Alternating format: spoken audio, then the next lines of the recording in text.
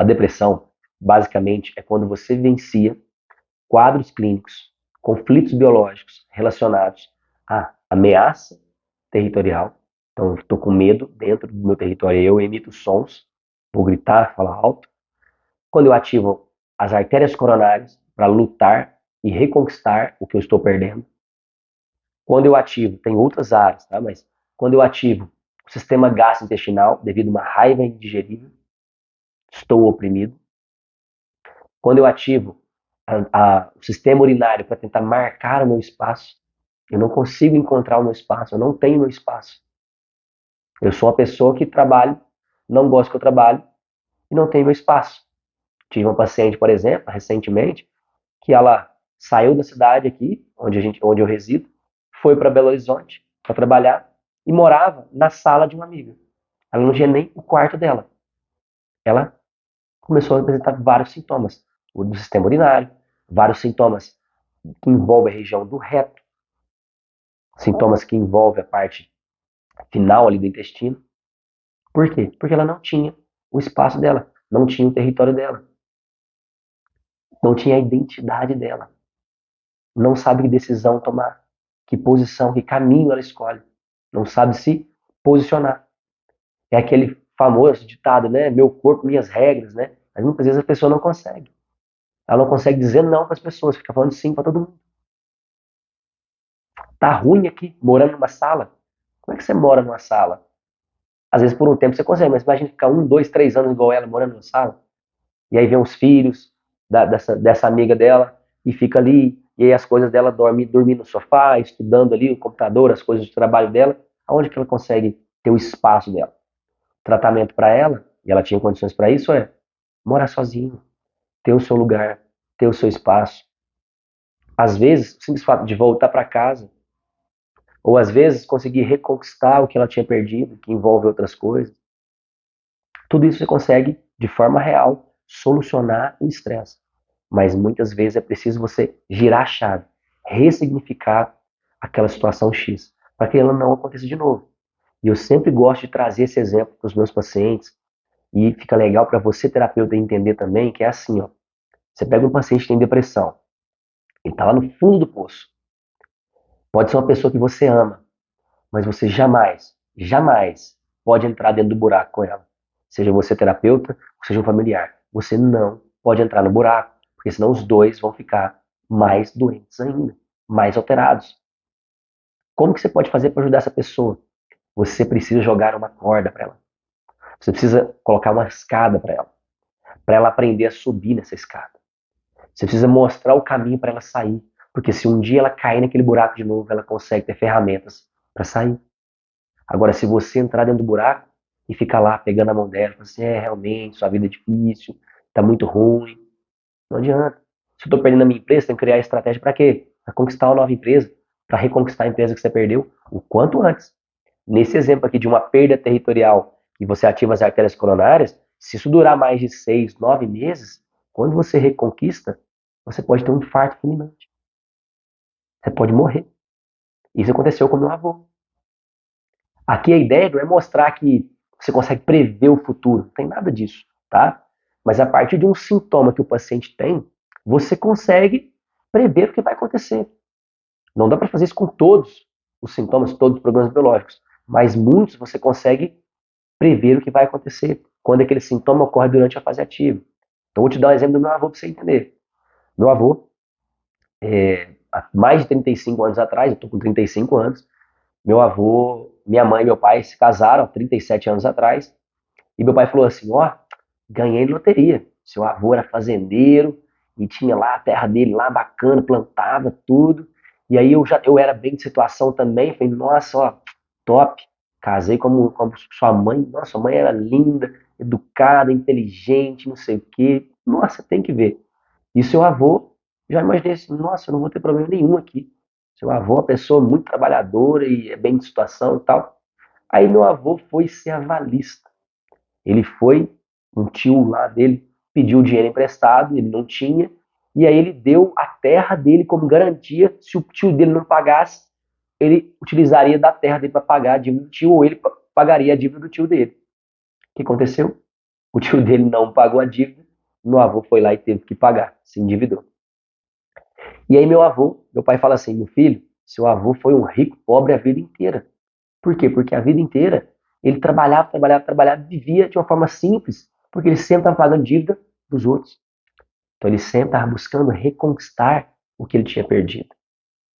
Aí passou uns anos, uns 8 anos, meu avô não aprendeu. Veio um outro parente, um primo, e pediu para ele ser avalista de novo. E quando a pessoa vai te pedir essas coisas, ela chega todo cheia de artimanhas para fazer. Se ela tiver alterações de comportamento, ela vai mentir, ela vai persuadir você, ela vai dissuadir, ela vai te enganar. Assim, não, fica tranquilo, é só assinar aqui, eu já tenho dinheiro, mas não sei o quê. E vai te enrolando, de repente meu avô foi lá e assinou de novo. Foi ser avalista mais uma vez. O que aconteceu? Esse primo não pagou e meu avô mais uma vez teve que pagar a dívida de outra pessoa. Então ali, dois conflitos intensos, financeiros, onde meu avô está buscando reconquistar para não perder a fazenda dele. Então ele trabalhava para pagar para não perder a fazenda dele. Olha que informação importante. Aí o avô foi ficando de idade. Chegou um certo ponto que ele foi lá e plantou. Ele já não era muito experiente na plantação, porque foi evoluindo, a agronomia foi evoluindo. Ele não tinha todos os maquinários. E aí ele deu tanto azar que foi uma época que teve uma crise chamada de crise do campo, onde deu ferrugem na soja. E ele perdeu tudo, tudo que tinha plantado. Então ele pegou empréstimo para plantar, muito dinheiro. Plantou, perdeu tudo, teve que pagar o banco. Não tinha dinheiro para pagar o banco. Era uma dívida muito alta. Aí meu avô começou a tentar negociar aquela coisa e o banco não queria receber nada também. O banco queria que meu avô continuasse pagando juros e para um dia, se ele não conseguir pagar, tomar a fazenda do meu avô, que é o que valia muito mais do que a dívida. Meu avô foi, conseguiu arrendar a fazenda dele, que é alugar a fazenda, foi alugando, alugando, alugando. E chegou um certo ponto, há uns 10 anos atrás, que ele conversou com o rapaz que pagava ele e falou assim: rapaz, tem como você me pagar um ano antecipado? Porque se você me pagar um ano de soja antecipado, eu congelo o valor desse ano aqui, ó, que é tanto, você me paga dobrado o ano que vem, você não precisa pagar não. Só para eu quitar minha dívida. E o cara foi e fez isso pro meu avô. Antecipou o pagamento, meu avô foi lá, quitou a dívida dele. No dia que ele quitou a dívida, minha mãe contou, seu avô fez isso. Eu falei assim, mãe, presta atenção. Fica de olho no meu avô e na minha avó. Qualquer sintomas que eles tiverem relacionados a isso e isso, a senhora corre para o hospital. Porque meu avô pode entupir as artérias. Não só as artérias que envolvem a parte coronária, mas também as carótidas. Ele pode entupir, pode ter um infarto fulminante e virar óbito, ter um AVC. Como é que você faz para salvar esse paciente? E minha mãe é imensamente grata a essa informação, porque ela estava no supermercado. Meu avô começou a ter uns sintomas, começou a enrolar assim a fala, começou a ficar meio tonto. Eu tinha falado isso com minha mãe. Foi naquele mês que ele quitou a dívida. Minha mãe correu pelo hospital, ela disse meu avô, não, eu tô bem, tô bem. Meu avô era magrinho, não bebia, não fumava, era da roça, do campo, trabalhava ali. Eu lembro até de uma história que ele me pediu para cortar uma gueroba, que é tipo um palmito, e ele falou assim, vai lá e corta 3 guerobas para mim, lá, 4, não lembro. Peguei o facão e tô lá, tchá, tchá, tchá. Já tinha dado uns 15 minutos, meu avô, onde que esse menino tá fazendo? Já era para estar aqui. Aí ele foi lá e falou assim, ei, o que tá acontecendo? Eu falei, não, meu filho, me dá esse facão aqui. Meu avô com 81 anos, pegou o facão, fez tchá, tchá, 3 facadas, arrancou os negócios tudo. Eu falei, que é isso? Tô aqui pelejando, pelejando, pelejando, não consigo. Eu muito mais forte. Na época tava tudo malhado. E não consegui fazer. Meu avô foi lá, com a precisão, foi lá e fez. Que é exatamente a ideia disso aqui. Quando você tem a precisão, quando você tem esse conhecimento, você consegue ir lá na raiz e salvar uma vida como esse conhecimento, não foi eu não, o conhecimento da interpretação biológica, das síntese biológicas, salvou a vida do meu avô. Porque minha mãe correu para o hospital, mesmo meu avô falando que estava bem, fez os exames e meu avô estava com 75% das artérias coronárias entupidas.